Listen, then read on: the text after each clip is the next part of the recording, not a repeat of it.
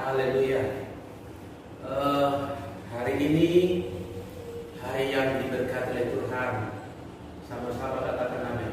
Amin. Selalu saya katakan hal yang baik dimulai dari iman yang diucapkan.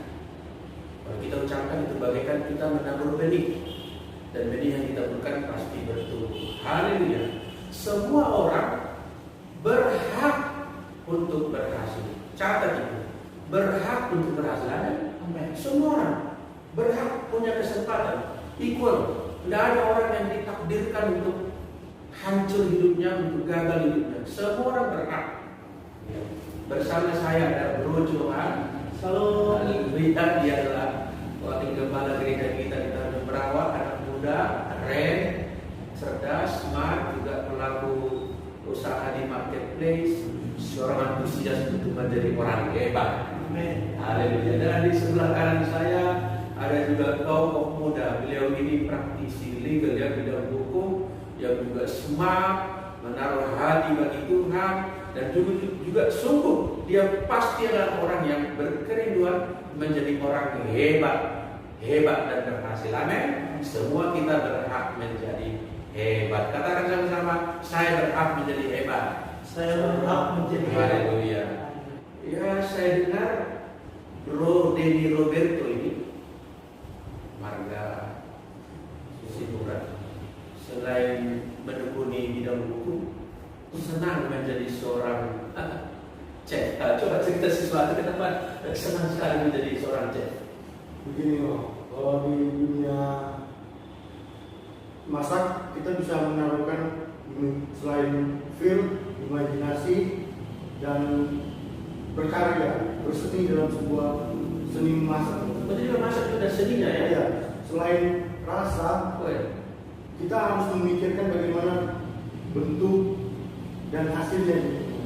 Kita memperbadukan antara rasa, bentuk, dan apa yang kita inginkan, yang kita tuang dengan hati dalam masakan apa yang kita buat. Jadi bukan sekedar tahu bumbu lalu masukkan di, bukan sekedar itu ya? Hanya sekedar rasa, tapi perasaan dia itu kita tuangkan masuk dalam bentuk, jadi berbentuk menghasilkan sesuatu yang kita hidangkan untuk membuat orang senang, membuat orang bahagia.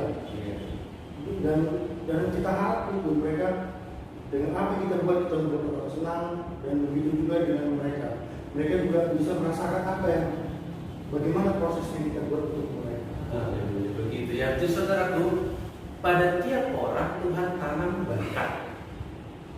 Setiap orang punya bakat, apalagi nanti lagi baru menerima lagi karunia roh.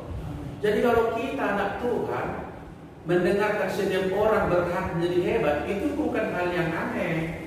Karena pada diri kita sudah ditanam potensi, ya. Betul ya? Ada potensi, ada modal, ada kapasitas pada diri kita. Dan hari ini kita memang mau membincangkan keberhasilan dalam hidup ini, antara lain dipengaruhi oleh sebuah gaya hidup. Gaya hidup. Saya gunakan kata gaya untuk mengatakan adanya orang punya corak, punya style, punya selera, punya passion, punya cara dalam menghadapi kehidupan ini. Dan yang saya maksud gaya hidup bukan gaya-gayaan. Kalau gaya-gayaan itu kan mungkin ya agak-agak negatif ya, gaya berpakaian, gaya berkata-kata. Ada orang berkata-kata diubah begitu rupa, ya. Saya pernah melihat orang sampai berdoanya pun bahasanya tak bagaimana, bilang, oh Tuhan, katanya, bilang oh Tuhan. Nah, itu gaya-gayaan. Bukan itu faktor keberhasilan. Yang saya maksud dengan gaya keberhasilan ini bukan pendapat kita sendiri. Yang kami mau bertiga bincangkan inilah kita mau gali dari Alkitab. Amin. Kita mau buka dari Alkitab, kita bincangkan dengan ringan, dan tokoh yang kita soroti kali ini adalah Yusuf. Siapa tidak kenal Yusuf? Jangankan orang Yahudi, orang Kristen, agama Islam pun mengakui ketokohan Yusuf. Dia orang berhasil, saudaraku. Tapi jangan lupa, dia adalah orang yang menghadapi banyak sekali tantangan. From A to Z yang ada tantangan pernah kita alami, itu dia alami oleh seorang Yusuf. Sejak kecil dia kena bully, kena eliminasi, diperlakukan tidak adil, bahkan mengalami tekanan begitu rupa sampai pada titik paling bawah. Dan kemudian potensi yang ada pada dirinya tadi muncul keluar, visi yang ditaruh Tuhan kepadanya menjadi kenyataan karena ada gaya hidup seorang Yesus. Kita mau bicarakan soal gaya ini. Pertama-tama kita baca dulu kitab Kejadian pasal 50 ayat 15 sampai 21 dibacakan oleh Johan.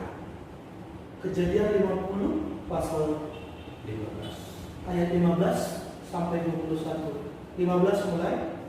Ketika saudara-saudara Yusuf melihat bahwa ayah mereka telah mati, berkatalah mereka, boleh jadi Yusuf akan memendam kita dan membalaskan sepenuhnya kepada kita segala kejahatan yang telah kita lakukan kepadanya. Sebab itu mereka menyuruh menyampaikan pesan ini kepada Yusuf. Sebelum ayahmu mati, ia telah berpesan, beginilah harus kamu katakan kepada Yusuf, ampunilah kiranya kesalahan saudara-saudaramu dan dosa mereka, sebab mereka telah berbuat jahat kepadamu. Maka sekarang ampunilah kiranya kesalahan yang dibuat hamba-hamba Allah ayahmu. Lalu menangislah Yusuf ketika orang berkata demikian kepadanya.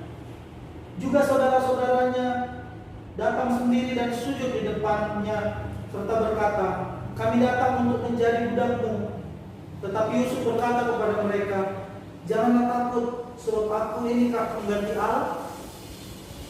Memang kamu telah mereka-rekakan yang jahat terhadap aku, tetapi Allah telah mereka-rekakannya untuk kebaikan, dengan maksud melakukan seperti yang terjadi sekarang ini, yakni memelihara hidup suatu bangsa yang besar. Jadi janganlah takut, aku akan menanggung makanmu dan makan anak-anakmu juga. Demikianlah yang menghiburkan mereka dan menenangkan hati mereka dengan perkataannya. Haleluya. Memang itu tadi, narasi tadi itu adalah pada masa Yusuf telah di puncak karirnya sebagai seorang pemimpin nomor 2 di tanah Mesir. Dan ketika masa dia berhasil itu, saudara-saudaranya datang untuk membeli gandum karena di tanah kanan terjadi paceklik, terjadi masa kelaparan. Nah, dari narasi tadi, ayat-ayat yang kita bacakan tadi, kita mau gali seperti apa gaya hidup seorang Yusuf. Bagaimana style dia menghadapi kenyataan kehidupan dia. Yang pertama, ayat 19 tadi apa katanya? Ayat 19. Tetapi Yusuf berkata kepada mereka, janganlah takut, sebab aku inikah pengganti Allah. Nah, Yusuf berkata, jangan takut. Emangnya aku pengganti Allah? Jadi dia tidak mau acting as God, gitu ya, mengambil alih tugasnya Allah, posisinya Allah, peranannya Allah dalam kata Allah menilai atau memutuskan atau bertindak terhadap saudara yang dahulu mencederai perasaan dia, mencederai hatinya, memperlakukan dia buruk. Aku ini kan pengganti Allah, kata dia. Berarti gaya hidup seorang Yusuf yang pertama adalah ia menghormati Allah dalam keadaan apapun. Saudara, ada orang menghormati Allah dalam keadaan tertentu, ketika suasana ibadah. Tapi di luar jam ibadah, ada orang menghormati Allah ketika di hadapan orang tuanya, ketika hijrah atau merantau ke kota lain.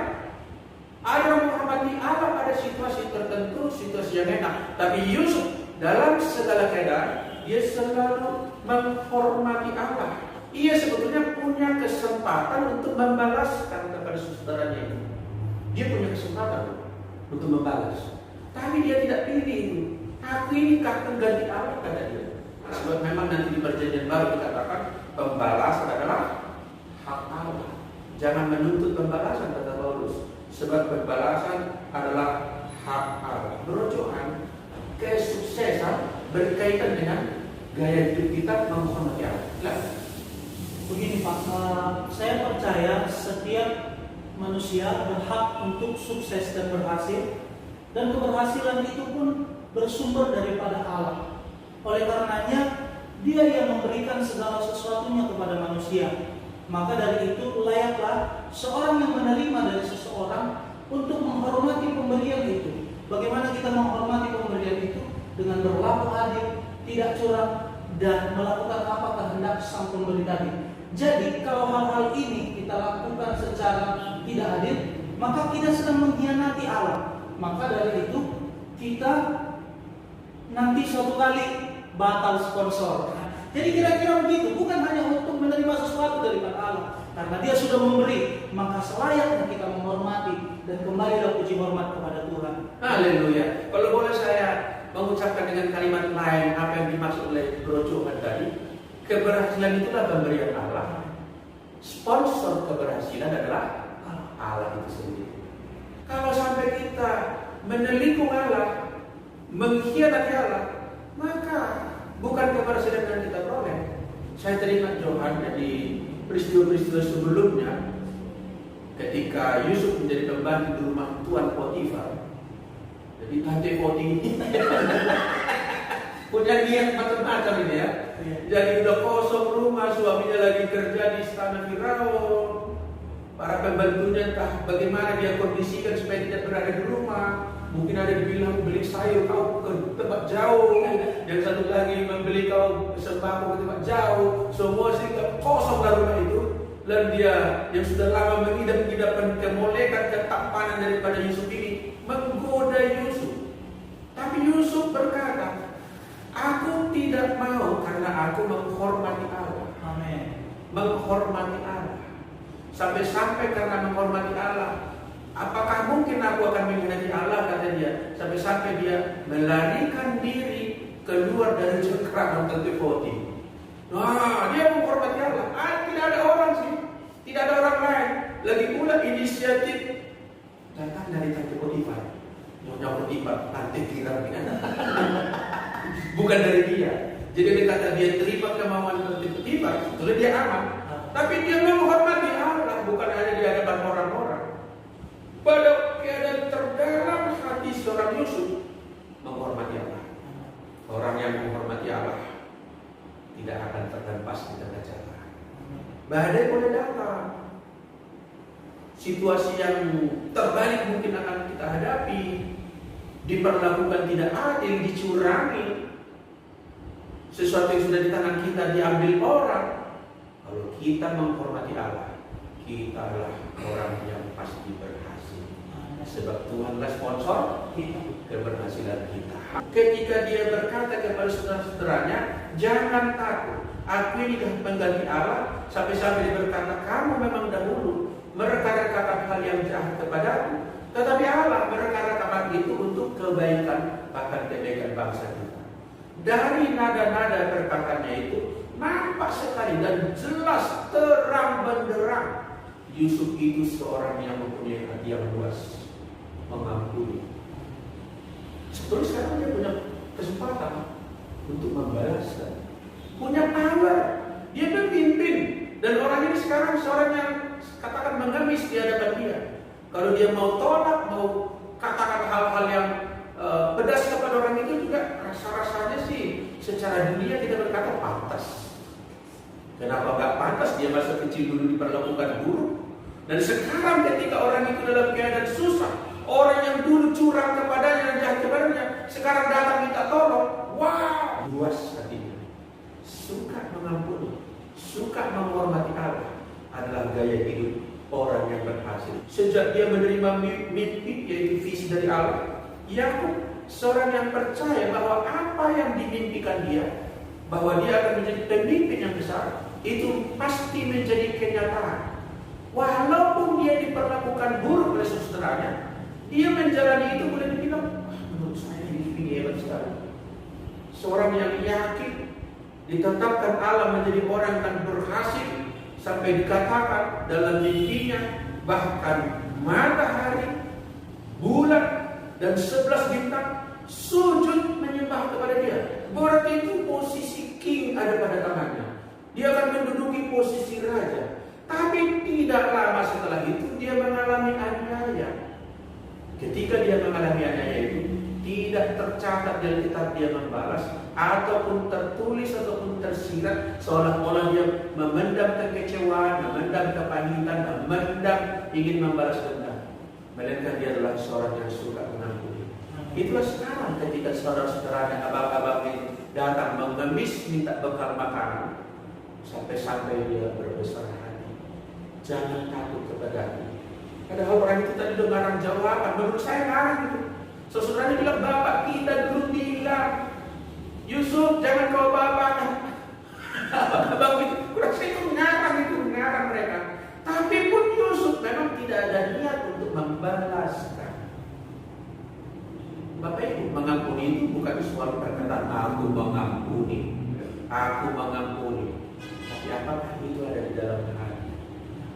Ada orang di mulut mengampuni di hati, atau ada orang mengampuni karena ada UUD, Iwanitiro kan? Mengampuni sih, karena dilihat bahwa ini ada untungnya buat saya. Ini apa untungnya bagi dia? Malahan nanti kita lihat orang itu dibilang kepada mereka, Yusuf berkata, akulah menanggung makan minummu. Menanggung makan minum keluarga besar loh saudaraku, bukan satu orang. Saya khawatir kita hanya datang satu keponakan pun ke rumah kita udah rasa berat ya. Satu orang keponakan loh. Dan ini 70 orang keluarga besar yang akan ditanggung makan minumnya bukan satu kali. Kalau kita sekarang 3 kali sehari, bukan sehari, bertahun-tahun. Sampai kapan? Sampai seluruh saudaranya itu survive sebagai peternak di dalam gosip.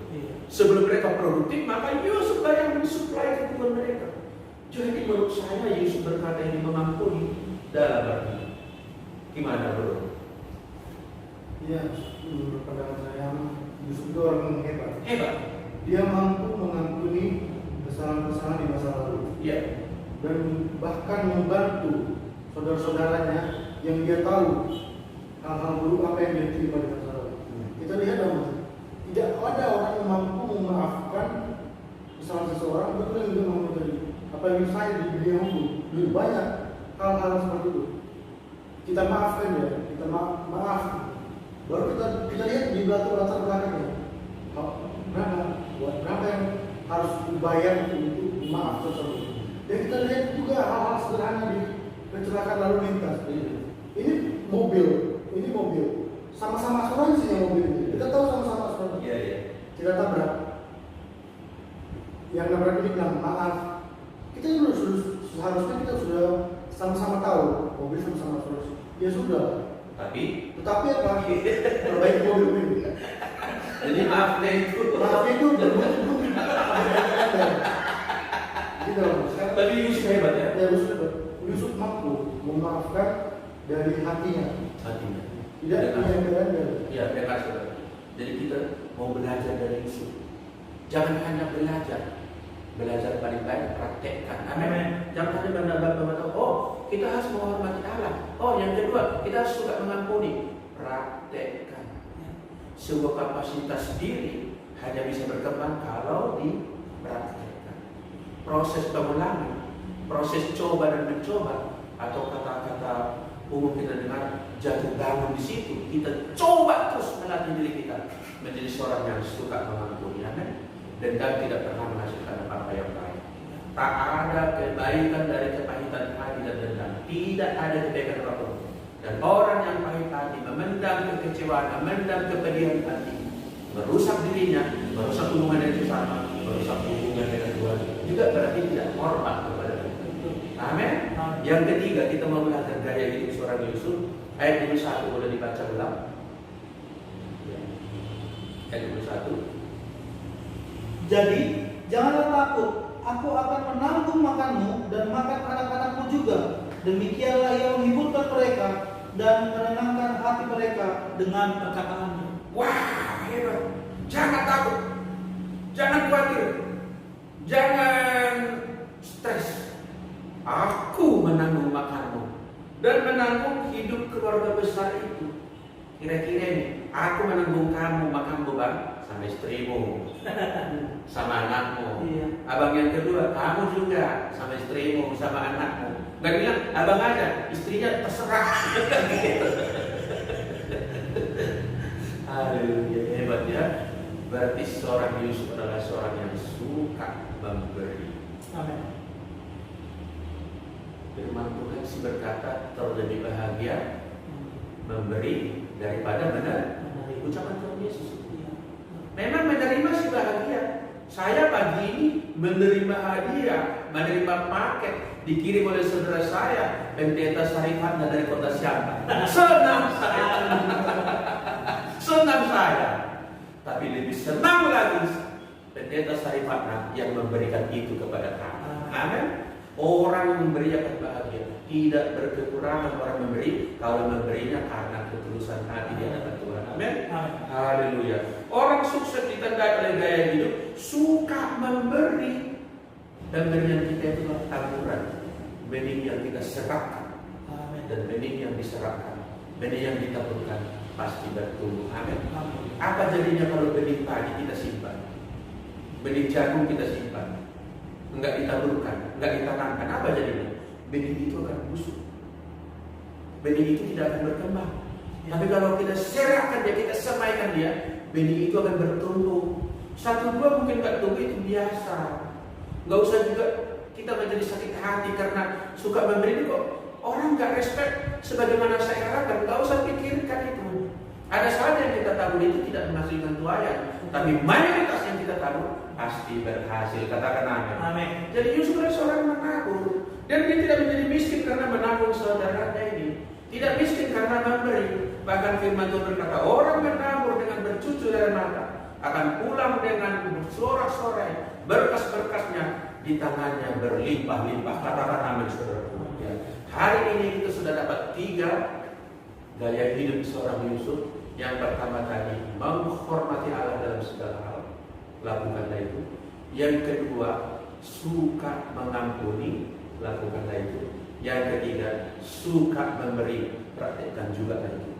Sukses bagi saudara, jadilah seperti Yusuf. Saya percaya kalau gaya hidup Yusuf ini kita lakukan, kita menjadi sukses seperti Yusuf. Amin. Sukses, be success like Joseph.